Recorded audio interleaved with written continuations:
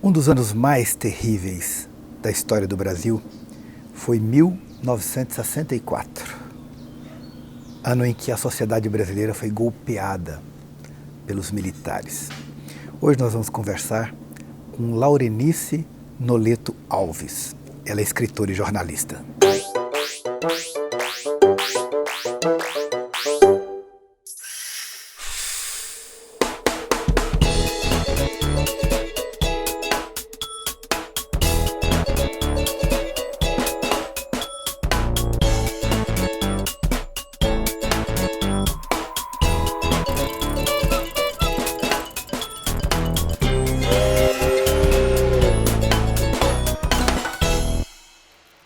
Infelizmente, o golpe militar não só destruiu muitas vidas de jovens que lutavam por uma sociedade melhor e mais justa, como nós tivemos cerca de 30 anos de prejuízo à sociedade brasileira. Muita luta pela democracia e hoje nós estamos aqui para dizer não à ditadura. Nós precisamos que as pessoas saibam da importância da luta, da resistência e da conquista da democracia.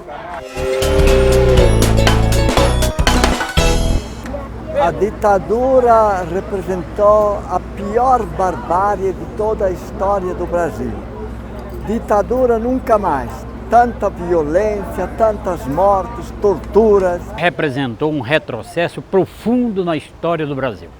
Na educação, na economia, nos direitos sociais, a violência, a barbárie, a insanidade dos torturadores, assassinos que agora estão provados por A mais B dos documentos, é a prova inconteste de que esse golpe e ditadura nunca mais. Então foi um momento muito triste da minha vida, da minha história de juventude, vivendo uma ditadura, que até hoje a gente carrega as sequelas. Que nunca mais a gente viva o período de ditadura. É democracia, é liberdade, é vida, sabe? É esperança. Ditadura é a pior fase que uma sociedade possa viver. Representou o atraso, o retrocesso em nosso país. A nossa nação ficou para trás. Tudo que foi feito nesse país, de violência, de perseguição, de morte, e foi muito triste para todos nós, para a nação, para o povo, para a juventude. O atraso para os partidos políticos, quer dizer, todas as pessoas que estavam lutando por um Brasil melhor foram perseguidos. Foi um sacrifício para os trabalhadores e trabalhadoras de todo o Brasil, porque os trabalhadores passaram fome, ficaram devendo enormemente e, pior de tudo, não tiveram liberdade para expressar isso.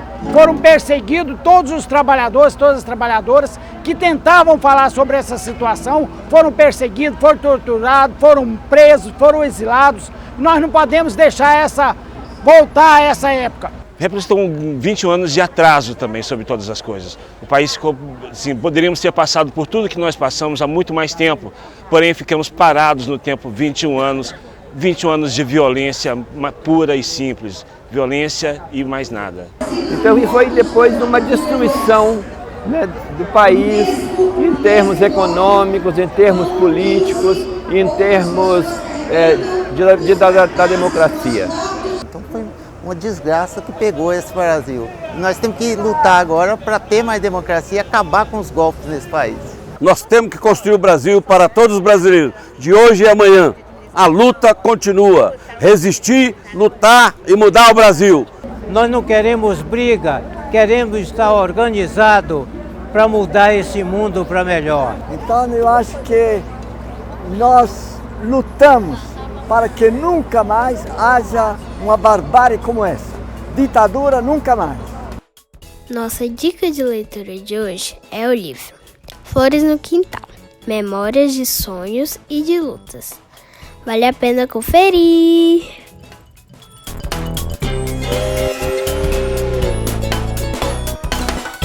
Que mundo podemos deixar para as futuras gerações? Um mundo sem fome, com educação de qualidade. Um mundo com saúde e bem-estar para todos. Com igualdade de gênero, mas com igualdade mesmo. Que produz respeitando a natureza. Com sustentabilidade para nossos rios e oceanos. E com trabalho digno e paz entre os povos. A Agenda 2030 é um plano de ação para as pessoas, o planeta e a prosperidade que busca fortalecer a paz universal. Indica os Objetivos de Desenvolvimento Sustentável com metas para erradicar a pobreza e promover uma vida digna para todos do planeta. Assim, países do mundo todo podem adotar o plano de acordo com suas prioridades e atuar no espírito de uma parceria global para melhorar a vida de todos. O Brasil tem feito a sua parte e continuará fazendo no futuro. Saiba mais em www.odsbrasil.gov.br. Laurenice Noleto Alves. De onde vem o Nonô? Eu só me identifico com o Nonô. Eu quase não consigo atender ao chamado de Laurenice, porque veio desde criancinha, Paulo. Eu era bebê aprendendo a falar. Minhas irmãs mais velhas tentavam me ensinar a falar, pedindo para repetir os nomes, papai, mamãe. Eu sacudia a cabeça e falava, não. Nonô, afinal, foi golpe ou não? Infelizmente, Paulo, foi golpe. O 1º de abril de 1964, as primeiras horas da madrugada de abril de 64, nós tivemos golpe no Brasil. Os tanques de Juiz de Fora foram trazidos, descer a serra e vieram para o Rio de Janeiro. Nas primeiras horas da madrugada do Rio de Janeiro, eles entraram nas avenidas com os tanques de guerra, caminhões de soldados e tomaram os principais postos da cidade. O presidente naqueles dias estava viajando e eles decretaram então como se o presidente estivesse fora do país, tivesse vago o cargo. E não era, ele estava em viagem presidencial, representando o Brasil. E ele chegou e eles não devolveram o cargo. Ele estava em Brasília depois, quando no Congresso o cargo foi decretado vago. E ele foi substituído por um civil, o presidente da Câmara, que logo depois transferiu o poder para um general. E nunca mais devolveram. Ficaram 21 anos no poder. O que representou para você e representa para a sociedade o golpe militar? Primeira coisa, representou o início da ditadura de 21 anos de trevas no Brasil. 21 anos em que se prendeu, sequestrou, torturou, matou, desapareceu milhares de pessoas, Paulo. Principalmente jovens. 70% das pessoas que foram presas, torturadas, mortas, tinham menos de 30 anos. Menos de 30 anos. Isso vai representar lá na frente, Paulo, um vácuo de liderança pura, verdadeira, real. Porque os verdadeiros líderes dessa época, os verdadeiros líderes da verdadeira política, foram presos, foram mortos, foram amedrontados de participar de política. E, ao mesmo tempo, isso representou também para o povo brasileiro um período de lapso na história, como se não tivesse acontecido nada. Porque a censura também foi resultado da ditadura, do golpe. Desde antes do golpe, preparando o golpe, a imprensa tinha sido preparada para apoiar. E depois ela foi obrigada a apoiar, porque aí ela virou também vítima. Porque se os donos dos jornais tinham sido cooptados financeiramente, depois eles foram obrigados a manter dentro das salas, das redações, dos jornais, das TVs, censores. Censor era um funcionário pago pelo Estado, Polícia Federal, para ficar dentro do jornal. Em Goiás existia isso? Existiu, Paulo. Eu trabalhei na TV Brasil Central e eu coloquei no ar o primeiro telejornal já em 1976.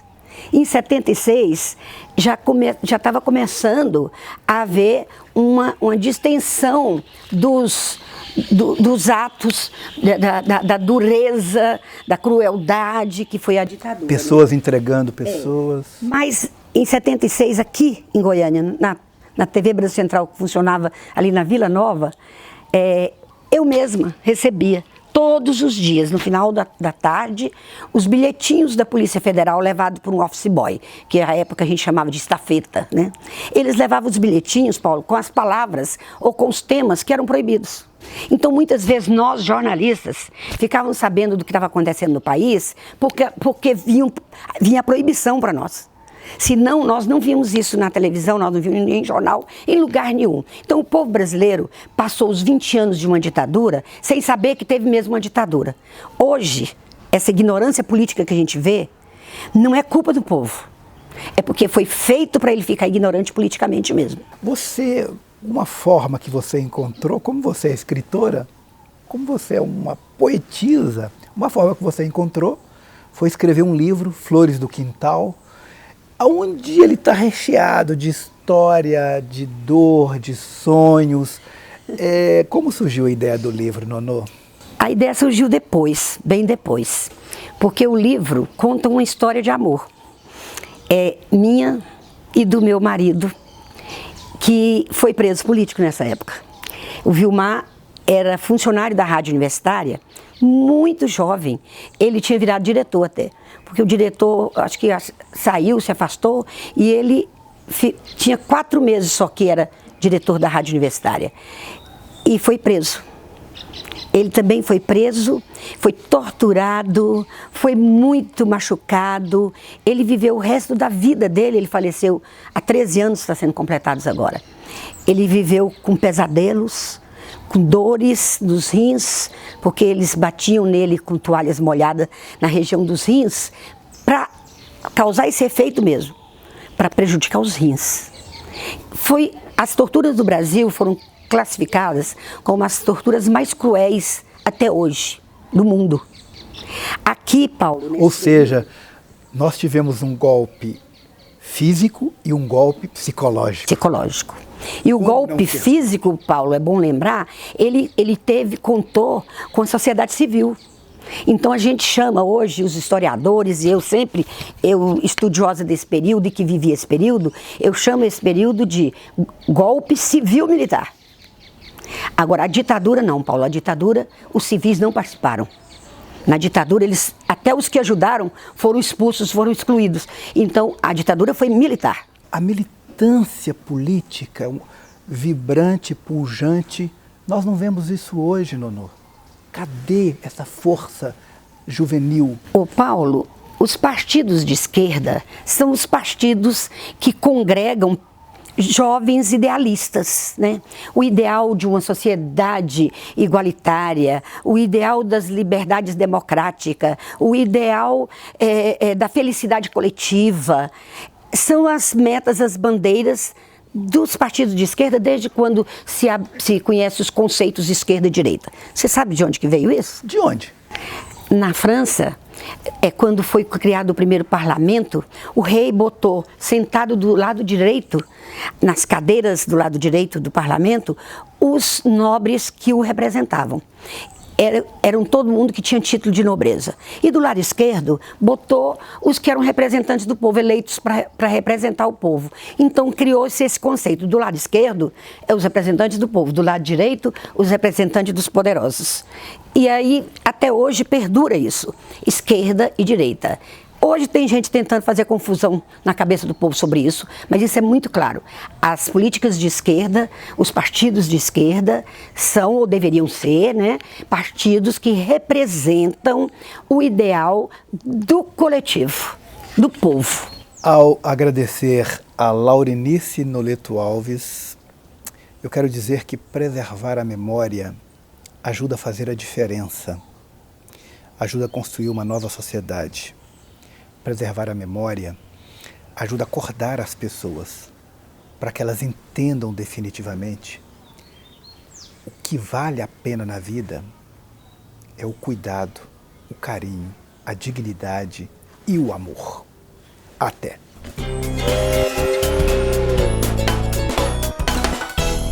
Eu vivi o golpe militar como aluna na Universidade Federal de Minas Gerais.